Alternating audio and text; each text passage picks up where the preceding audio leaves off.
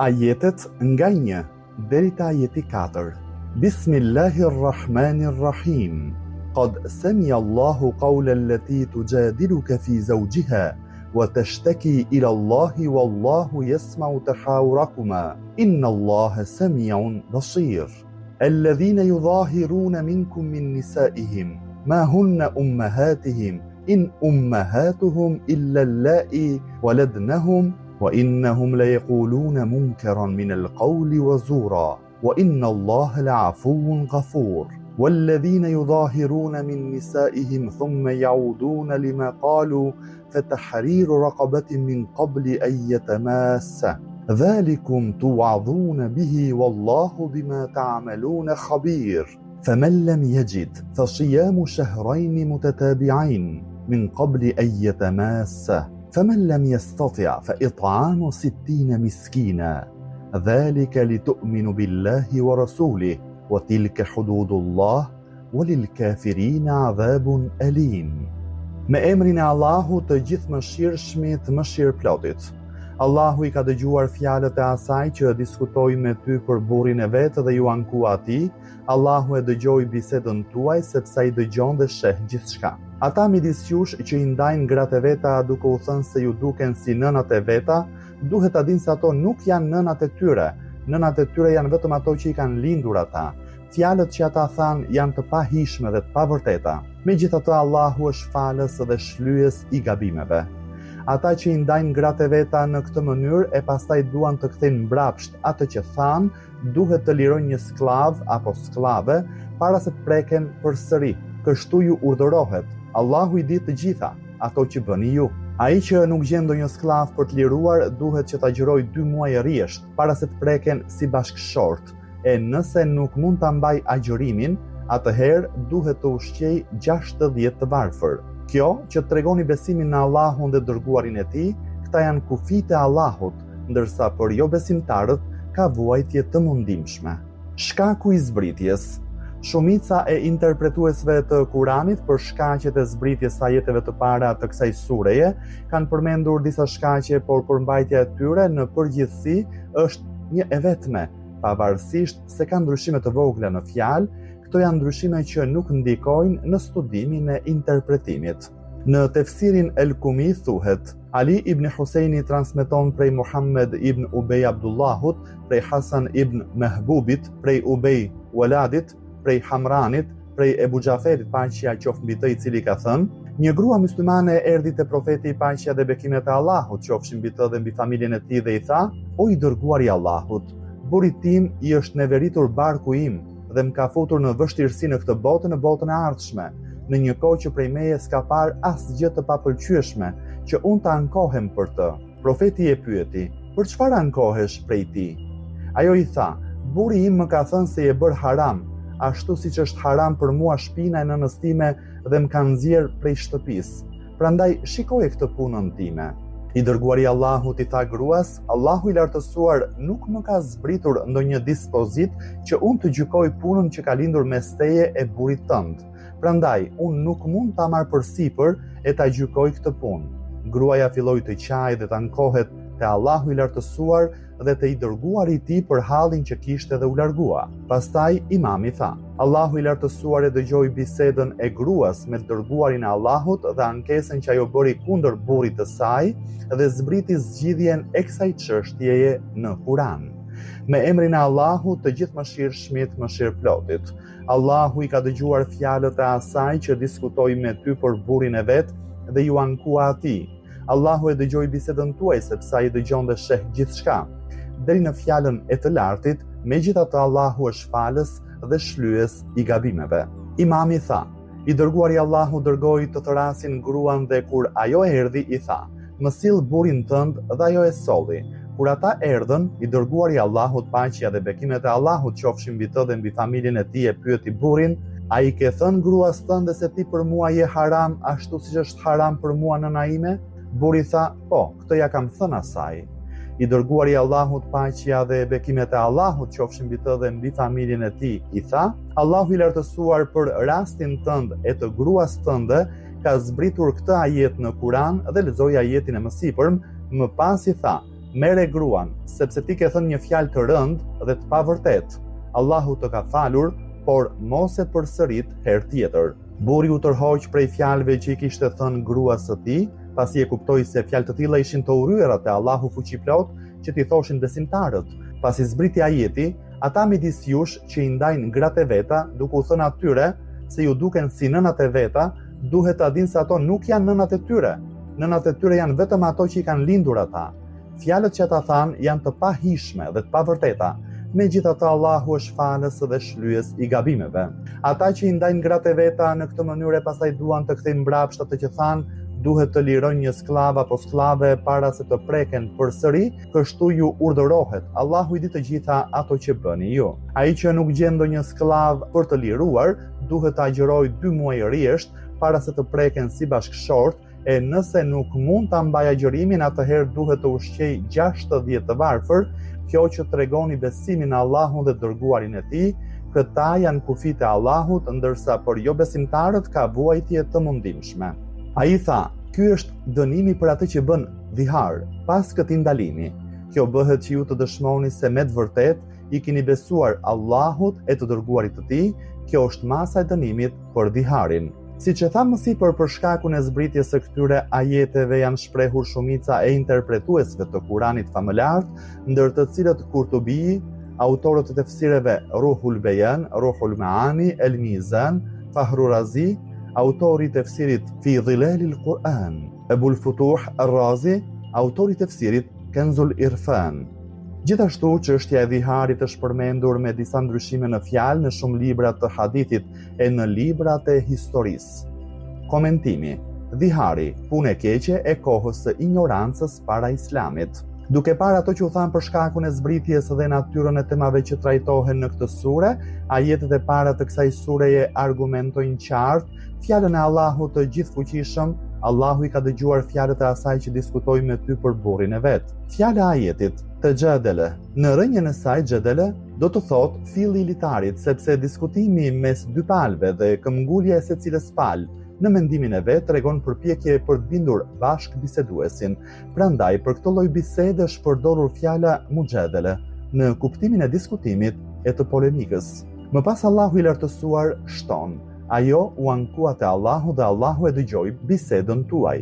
Fjala e ajetit të haur në rrënjën e saj haura është në kuptimin e referimit në një bisedë ose në një mendim. Kjo fjalë thuhet kur polemizohet mes dy personave ose mes dy palëve. Fraza e fundit e ajetit Allahu dëgjon çdo bisedë dhe sheh çdo punë do të thotë se Allahu i lartësuar ka dijeni për gjithçka që shihet e për gjithçka që dëgjohet, pa pasur nevojë për shqisat e dëgjimit e të shikimit, sepse Allahu është i pranishëm kudo dhe shikon në çdo vend. Vetëm Allahu shikon të gjitha sendet dhe vetëm ai dëgjon të gjitha bisedat e fjalët. Në vijim Allahu i lartësuar me fjali të shkurtra e të formës së prerë shpalos dispozitën e ligjit të fesë për dhiharin dhe e hedh poshtë me forcë atë mendësi të kohës së ignorancës para Islamit. Në ajetin vijues Allahu fuqiplot thot: ata midis jush që i ndajnë gratë e veta, duke thënë se ju duken si nënat e veta, duhet ta dinë se ato nuk janë nënat e tyre janë vetëm ato që i kanë lindur ata. Nëna e fëmia, dy personat më të shtrenjtë në familje, pozicioni i tyre nuk vendoset me fjalë, por është një e vërtetë konkrete e dukshme. Prandaj bazuar mbi këtë të vërtetë dhe kur ka ndodhur që burri i thoshte gruas së tij ti për mua je si nëna ime, padyshim që kjo fjalë e burrit nuk e bënte gruan të zinte vendin e nënës, por ishte një gjepur dhe një bestytni e kohës së ignorancës para Islamit. Në fjalinë e dytë të këtij ajeti Allahu i lartësuar shton: fjalët që ata thanë janë të pahishme dhe të pavërteta.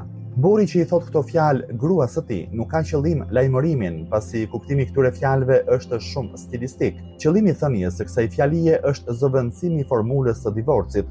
Në të vërtetë përmbajtja e kësaj fjalie është tepër e parëndësishme dhe praktikisht ngjason me një mit. Ashtu siç ishte në kohën e ignorancës para Islamit, edhe rasti kur adoptonin një fëmijë dhe e konsideronin fëmijën adoptuar si të tyrin. Në atë kohë, fëmija i adoptuar gëzonte të drejtën e fëmijës ligjor, derisa Kurani famëlar e dënoi këtë mendësi dhe e konsideroi adoptimin e fëmijës krejtësisht të gabuar e pa asnjë bazë ligjore. Këtë e njofton Allahu i lartësuar në ajetin 4 të surës Al-Ahzab. Këto janë vetëm fjalë që dalin prej gojës suaj, prandaj ato fjalë s'kan asgjë të përbashkët me realitetin. Në vazhdon e kuptimit të këtij ajeti, edhe dhihari është bërë një veprim i ndaluar rreptësisht dhe një thënie e urryer, megjithse detyrimet hyjnore nuk përfshin praktikat e kohës së kaluar, por ishin të domosdoshme në kohën e zbritjes së dispozitës. Prandaj në atë kohë patjetër duhej sistemuar ndikimi i këtij veprimi.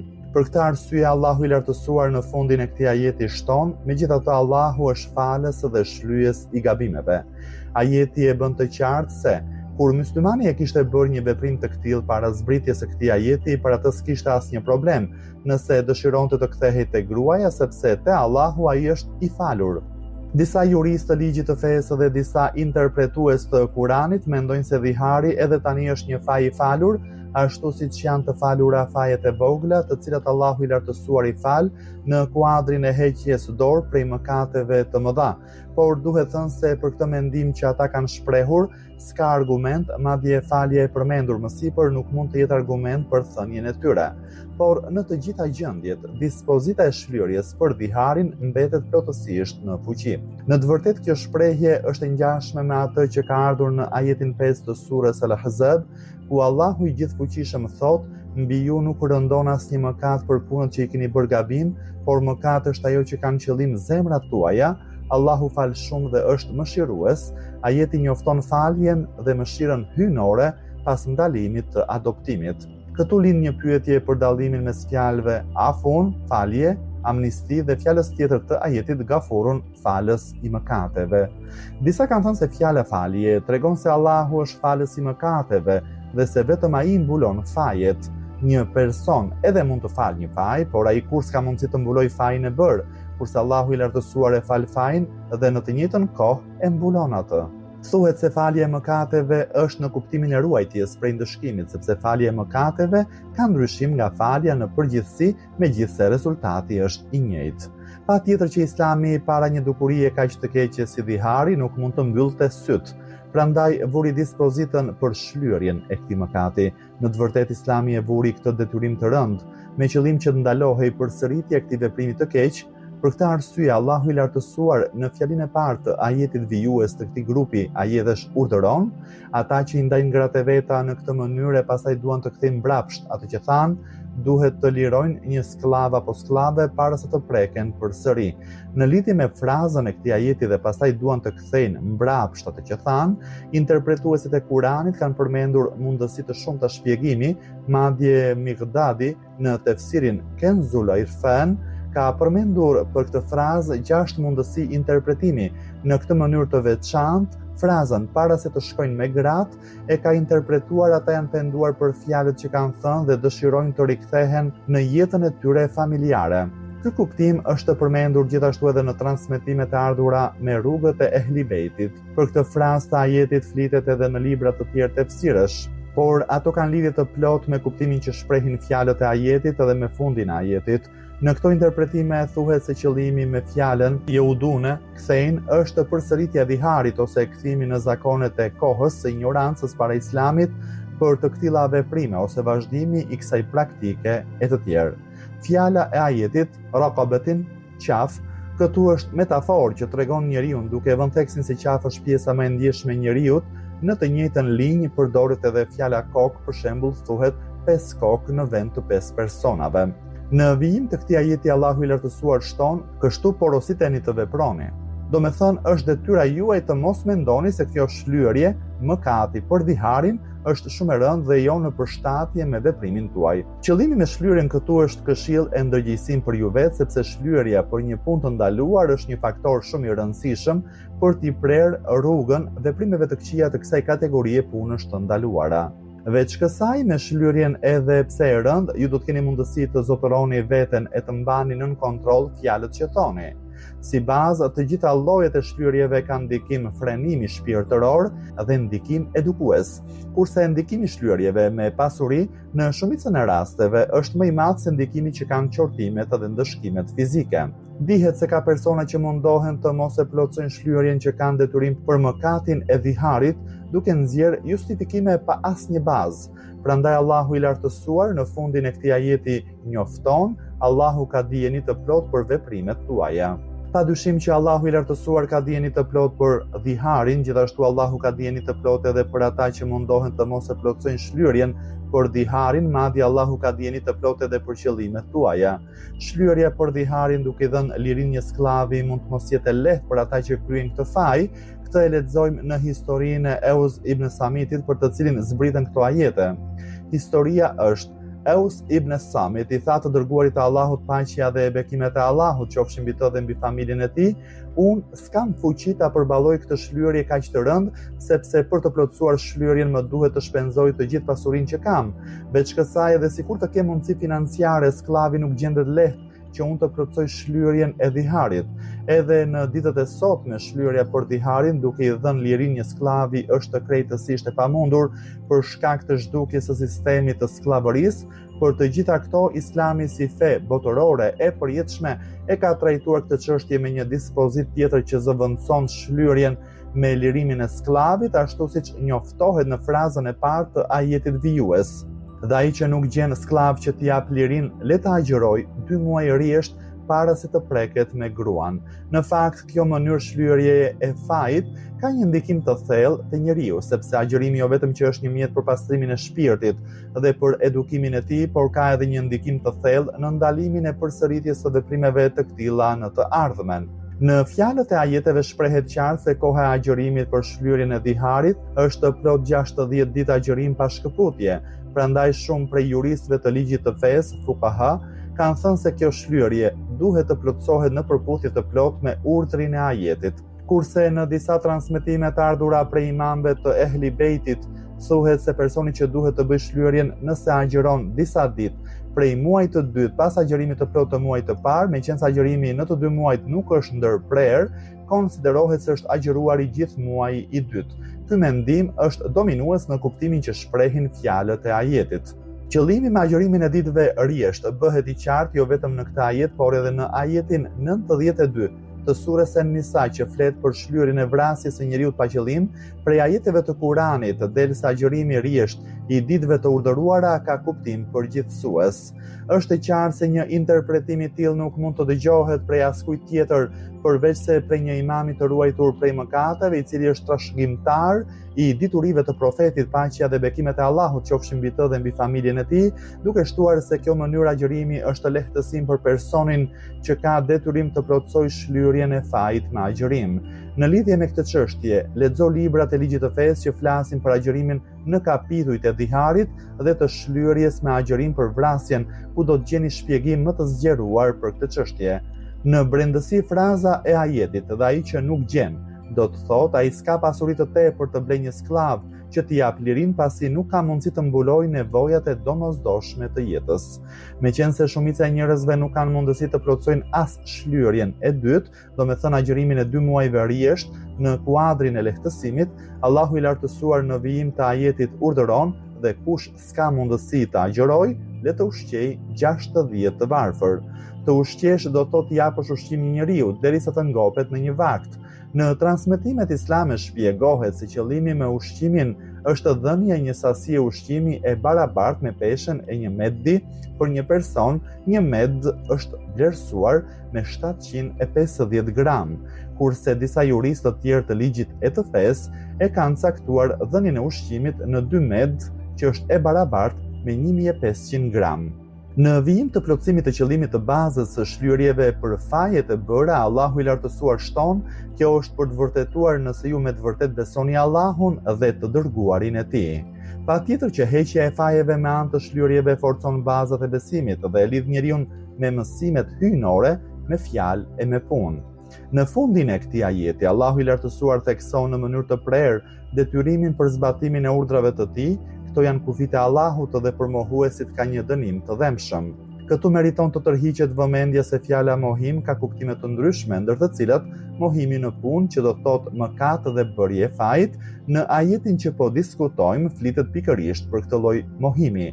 I njëjti kuptim ka ardhur edhe në ajetin 97 të surës Ali Imran, në lidhje me ata që kanë mbetur prapa në kryerjen e disa punëve të haxhit farz. Për këtë Allahu i lartësuar në ajetin e lartë përmendur të surës Ali Imran njofton: për hir të Allahut, për njerëzit është detyrim të vizitojnë shtëpinë, Qaben, për atë që e ka mundësinë të udhëtojë për te ajo, dhe kush mohon njerëzit le të dinë se Allahu është i vetëmjaftueshëm ndaj gjithkujt e gjithçkaje. Fjala e ajetit haddun, kufi, është në kuptimin e ndarësit mes dy sendeve. Shumë si kësaj fjale është hudud, kufit, që përdoret edhe për ligjet hyjnore në kuptimin e ligjeve që nuk lejohen të shkelen.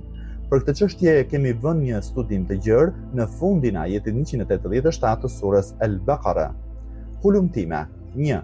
Një pjesë prej dispozitave të dhiharit për të cilat flitet në ajetet e Kuranit famlart. Objekti i këtij studimi, si dhe në ajetin 4 të surës Al-Ahzab, mësohet se dhihari ishte prej veprimeve dhe zakoneve të këqija të kohës së ignorancës para Islamit. Këtë zakon të keq e të urryer burri e praktikonte kur grindej me gruan e vet dhe e përdorte që ta vinte gruan në pozitë të vështirë dhe të thyente vullnetin e saj. Ata besonin se pas shqiptimit të kësaj formule, gruaja bëhej e ndaluar përgjithmonë për burrin e saj dhe ajo e kishte të pamundur të martohej me një burr tjetër. Islami e dënoi këtë veprim dhe ligjëroi dispozitën për shlyerjen e këtij faji.